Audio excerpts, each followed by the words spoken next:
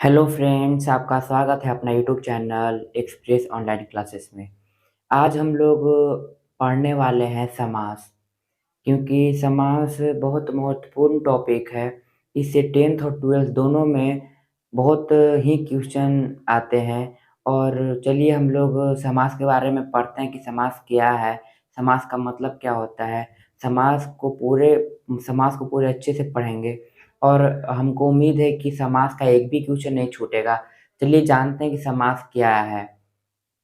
समास मतलब होता है कि संक्षिप्तीकरण, मतलब जिसको हम लोग संक्षिप्त में बता सकते हैं। समास मतलब होता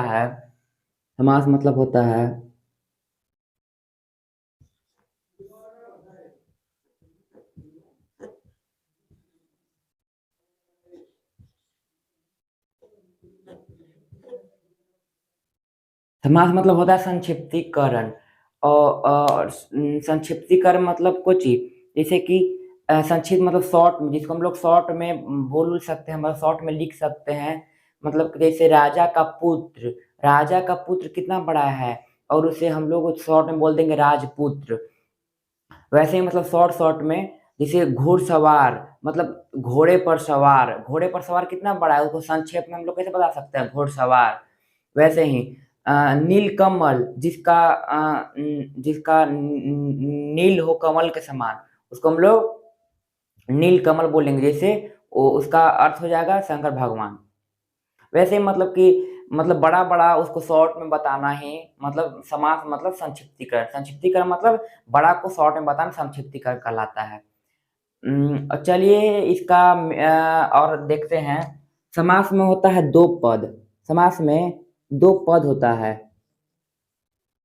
पहला पद होता है, इसका नाम है प्रथम पद। प्रथम पद या इसे पूर्व पद बोलते हैं।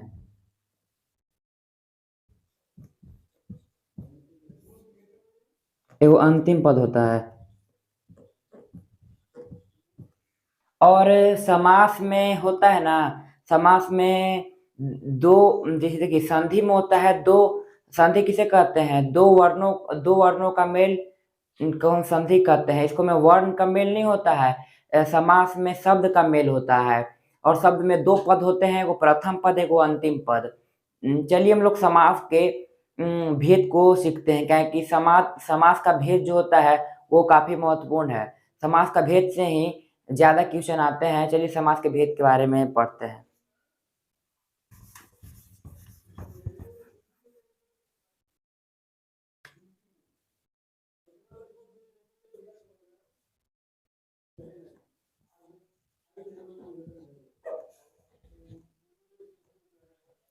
समास का भेद होता है, वो 6 तरह के होता है। समास 6 तरह का होता है, उसका भेद भी 6 प्रकार का होता है। समास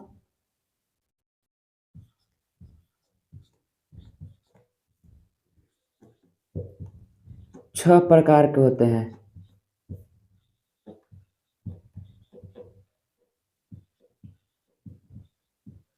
समास जो होता है वो 6 प्रकार का होता है। चलिए हम लोग देखते हैं कि समास के 6 भेद कौन कौन है ऐसे। पहला है तत्पुरुष समास।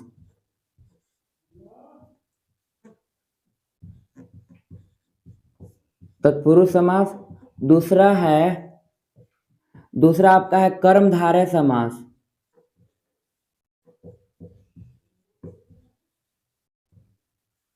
कर्मधारय समास। तीसरा है आपका बहुब्रीहि समास।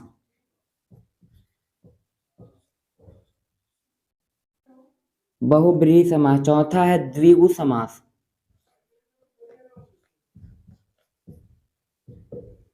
पांचवा है आपका द्वंद्व समास।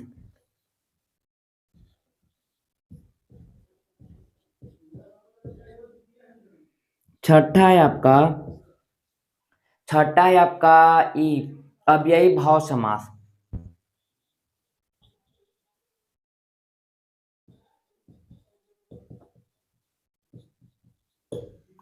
चलिए हम लोग आसान से हार्ड की तरफ चलते हैं। इस सब में सबसे आसान है आपका द्वंद्व समास, फिर है आपका द्विगु समास, इसके बाद है बहुब्रीहि समास, कर्मधार समास, तत्पुरुष समास, अव्ययी भाव समास। सबको बारी बारी से देखेंगे। जो सबसे आसान होगा उसको पहले देखेंगे। चलिए देखते हैं।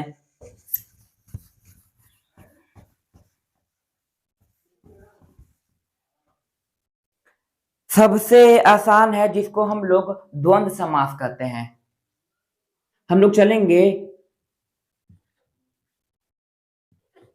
इजी टू हार्ड, इजी से हार्ड की तरफ चलेंगे। चलिए हम लोग पहले देखते हैं द्वंद्व समास को। द्वंद्व समास किसे कहते हैं?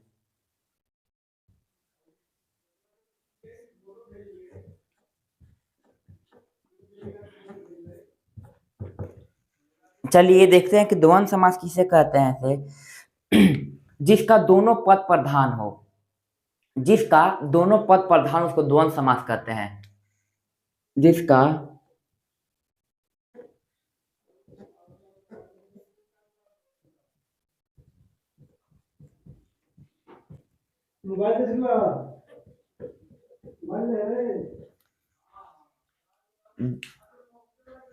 जिसका दोनों पद प्रधान हो उसे द्वंद्व समास कहते हैं।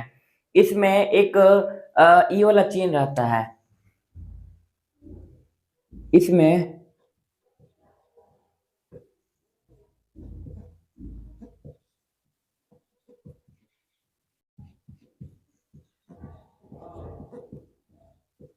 इसमें ये वाला चिन्ह लगा रहता है। इसको पहचानने का तरीका है कि इसको में ये वाला चिन्ह लगा रहता है तो मान लेंगे द्वंद्व समास है। और इसमें दोनों पद होते हैं ना, हमें बताया ना कि प्रथम पद और अंतिम पद दोनों पद होते हैं, वो प्रधान होते हैं। चलिए हम लोग देखते हैं।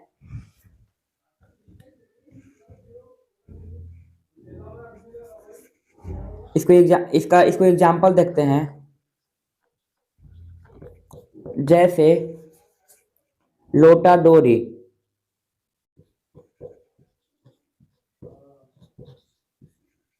लोटा डोरी में देखिए, लोटा डोरी में यो लाया ना, देखिए और माता पिता, माता पिता में योला साइन आया, योला साइन आया, ई है ना, यह चिन्ह सब लोग पता कर लेंगे कि यह द्वंद्व समास है। और माता पिता भाई बहन, भात दाल,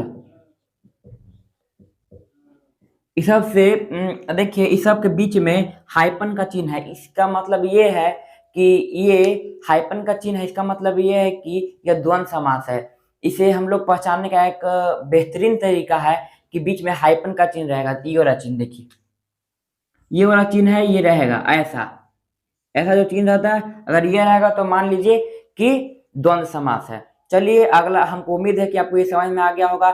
जैसे लोटा डोरी, माता पिता, भाई बहन, ये सब है, ये सब द्वंद्व समास है क्योंकि इस समास में बीच में हाइपन लगा है।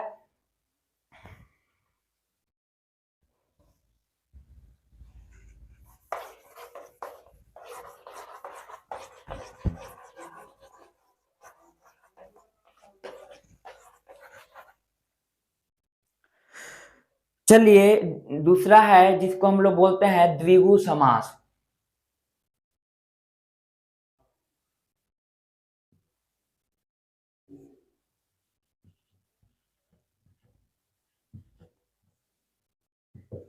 द्विगु समास जिसका प्रथम पद संख्यावाचक हो।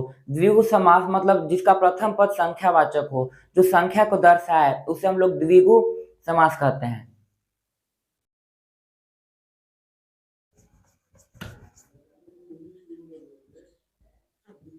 जिसका जिसका प्रथम पद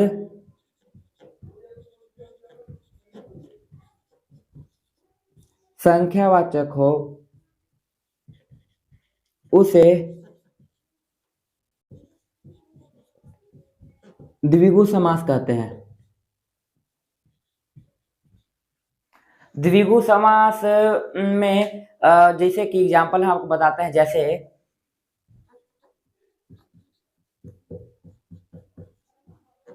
त्रिभुज, त्रिकोण, चौराहा,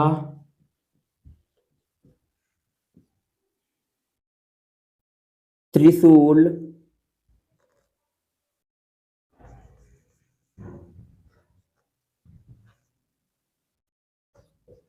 त्रिशूल इत्यादि।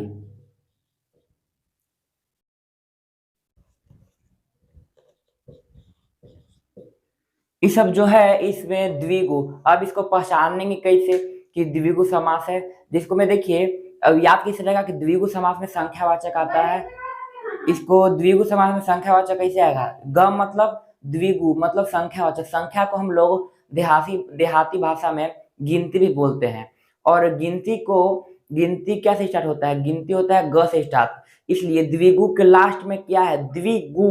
गु मतलब गिनती, ग मतलब होता है ना गिनती। तो देखिए यहाँ गु है ना, गु, तो गु को उ को हटा दीजिए तो ग से गिनती हो जाएगा। और ग से गिनती होगा तो जिसका प्रथम पद संख्यावाचक हो, जिसका प्रथम पद गिनतीवाचक हो, वैसे भी बोल सकते हैं, उसको हम लोग द्विगु समास बोलते हैं। जैसे कि त्रिभुज, त्रिकोण, चौराहा, त्रिशूल इत्यादि बहुत सारा है जिसको मैं मतलब प्रथम पद संख्यावाचक हो। और इसको मतलब ट्रिक है इसका कि द्विगु गिनती।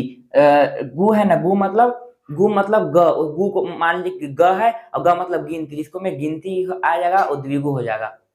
चलिए हम लोग उम्मीद है कि ये भी आपको समझ में आ गया होगा। चलिए अगला टॉपिक की तरफ चलते हैं, अगला भेद की तरफ चलते हैं।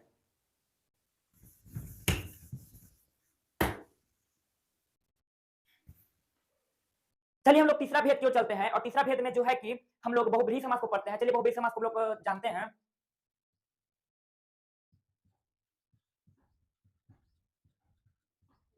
बहुब्रीहि समास में कोई भी पद प्रधान नहीं होता है। बहुब्रीहि समास में कोई पद प्रधान नहीं होता है बल्कि एक अलग अर्थ निकलता है उसका। चलिए देखते हैं।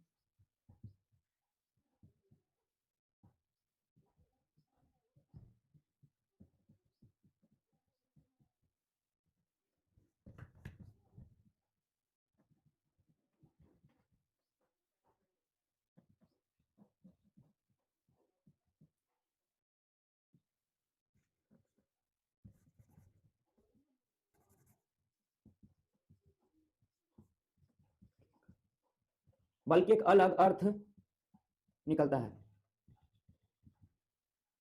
बहुब्रीहि समास में कोई प्रधान नहीं होगा, उसको एक अलग अर्थ निकलेगा। जैसे कि लंबोदर, जैसे में वीणा पानी,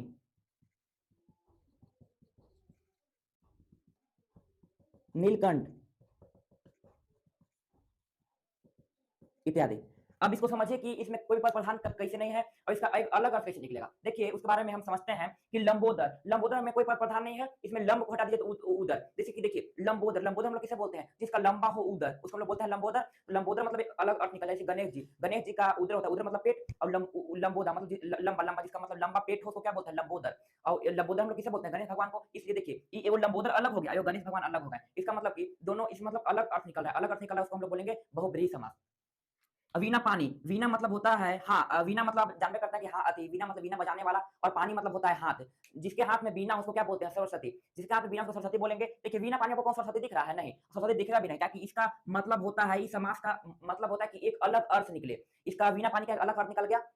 अब नीलकंठ, आपको नीलकंठ मतलब आप सुने होंगे कि शंकर भगवान, जिसका नीला हो कंठ उसको बोलेंगे नीलकंठ। शंकर भगवान का नीला है कंठ और नीलकंठ है। ये मैं आपको शंकर भगवान को दिख रहा है, लिखल शंकर भगवान बोलिए ना, लिखल है और नहीं लिखल है तो इसका एक अलग अर्थ निकला है शंकर भगवान। जिसका नीला कंठ उसको नीलकंठ बोलेंगे, इसका अलग अर्थ निकला है शंकर भगवान। इसमें बहुब्रीहि समास में एक और पॉइंट याद रखिएगा, इसमें ज्यादातर भगवान का ही मतलब ज्यादातर भगवान का ही नाम आता है। जैसे कि आप देख लीजिए लंबोदर, लंबोदर मतलब गणेश भगवान जिसका लंबा उदर। वीणा पानी, वीणा पानी में पूछा जाएगा, वीणा पानी सरस्वती जी जिसके हाथ में वीणा हो उसको पानी मतलब हाथ हो, वीणा मतलब जिसका हाथ में वीणा उसको वीणा पानी बोलेंगे। नीलकंठ शंकर भगवान, जिसका कंठ नीला को शंकर भगवान बोलेंगे। वैसे ही 3 गो आज भेद कर लिए और ज्यादा बड़ा हो जाएगा वीडियो तो आप लोग सोचिएगा मतलब बोर होने लगेगा, इसलिए 3 को भेद अगला वीडियो में हम लोग पढ़ेंगे। ठीक है, जय हिंद तब तक के लिए। और आप लोग मन लगाकर पढ़ते रहिए और मेरा चैनल को सपोर्ट कीजिए और चैनल को सब्सक्राइब, अगर नया चैनल को सब्सक्राइब करके बेल नोटिफिकेशन दबा दीजिए कि ऐसा-ऐसा वीडियो हम लाते रहे तो आप लोग तक पहुंचते रहे। और अच्छा लगे तो उसको लाइक करके कमेंट में मतलब अच्छा लिख दीजिएगा, कमेंट में लिख दीजिएगा। ठीक है?